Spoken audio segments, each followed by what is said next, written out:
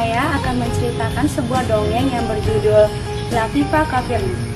Dongeng ini diangkat dari kisah Viva Kafirli yang menjelma menjadi ikan benggo setelah menceburkan dirinya ke laut. Pada zaman Cuhi atau desa di Kecamatan Huu, Kabupaten Dompu, terdapat Cuhi Huu. Viva Kafirli merupakan putri sematawayang dari Cuhi Huu. Viva sangat disayang dan penuh perhatian oleh Cuhi Huu dengan istrinya. Tapi dalam keseharian, Viva diasuh dan sangat dekat dengan Paca, saudari Cuhi Huu. Semenjak Viva beranjak dewasa, Viva merasakan ada perasaan yang lain dalam dirinya. Gejolak perasaan itu ia curahkan kepada Paca. Di pagi hari kemudian, ia duduk termenung dan memikirkan nasib yang menimpanya. Ia telah dijodohkan dengan anak dari Lapuma. Viva hanya bisa menangis dan menyesali semua yang telah terjadi. Kesedihan itu ia curahkan kepada Paca. Viva pun berpamitan dan mengajak dua orang dayangnya untuk mandi di Madaoi Kawen. Paca berpesan kepada Viva agar Viva menjaga dirinya karena Viva telah bertunangan. Kalian jangan lama-lama di sana. Aku takut jika Laluma tahu kalian akan kena musibah. Paca, hal yang Paca lontarkan itu yang tengah bergejolak dalam jiwaku. Peraturan adat seperti ini yang tengah aku hadapi, Paca. Ompu pun mendengar perkataan Viva itu. Ompu pun pergi dan meninggalkan Viva. Viva berkata kepada Paca, Paca harus memikirkan nasibku. Nasib wanita di Danau Huu ini, Paca. Viva pun berpamitan dan mengajak kedua dayangnya untuk mandi di Madaoi Kawen. Di tengah perjalanan, mereka bertemu dengan seorang pemuda yang bernama Latafa.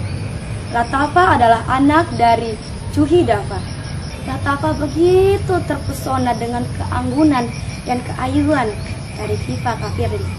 Dan dayang pun membentak Latafa. Dengan senyum Latafa menjawab. Latafa pun berkata, jika putri berkenan, bolehlah hamba berkenalan dengan putri. Seketika wajah dayang pun tampak takut. Mereka takut kejadian ini akan diketahui oleh Laluma. Mereka pun berjabatan tangan. Kejadian itu disaksikan oleh pengawal Laluma. Mereka sangat geram, marah. Dan kejadian itu mereka laporkan kepada Laluma. Sesaat kemudian, Laluma pun datang bersama pengawalnya. Kalian harus bertanggung jawab di hadapan pedangku. Dengar baik-baik anak muda. Pakaian kalianlah yang harus kembali di pangkuan orang tua kalian, bukan kepala atau tubuh kalian. Latafa pun menjawab dengan tenang dan merendah. Maaf Tuan, kedatangan kami hanya ingin mencari kebenaran, bukan. Laluma langsung memotong percakapan dari Latafa.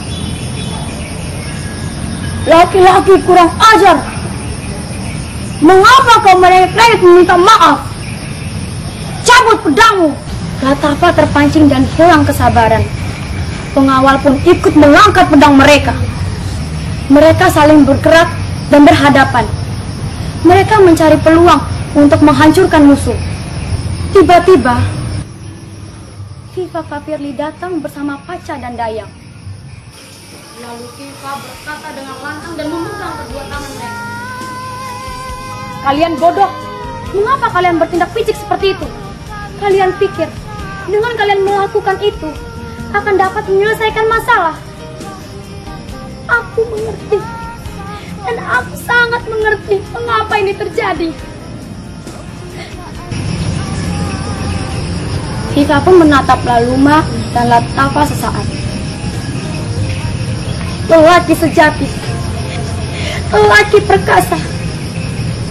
Keperkasaan bukan dilihat oleh tumpahnya darah, bukan dilihat oleh lumuran darah di ujung pedangmu, tapi dengan pengendalian yang tinggi terhadap dirimu. Itulah perkasa sejati. Lalu Ma dan Latafa tampak menyesali semua perbuatan mereka. Sesaat kemudian, Viva berlari. Viva berjalan menyusuri laut, hingga tibalah dia di sebuah tebing nan tinggi dan curam. Ia menumpahkan segala perasaannya untuk mereka yang ditinggalkan. Paca! Mada malahora Paca! Aina ramaitio batu mumada! Mada malao akahidi masana Paca! Lembo ademu Paca! Lembo ademu saedo hae! Rongga silingi adem tamada sae! Sere pula ara ungan cina hura. Viva menceburkan dirinya ke laut. Setelah kejadian itu, muncullah ikan benggo. Ikan benggo dipercayai oleh masyarakat Wuhu sebagai jelmaan putri Viva Faverly. Adapun pesan yang terkandung dalam naskah ini yaitu: 1. Orang tua tidak harus mengekang dan menjodohkan anaknya. Yang kedua, jangan pernah memandang seseorang dengan sebelah mata. Yang ketiga, jangan menggunakan kekerasan dalam menyelesaikan masalah. Dan yang keempat, mari kita bekerja, dan bekerja. Jangan hanya bicara semata. Terima kasih.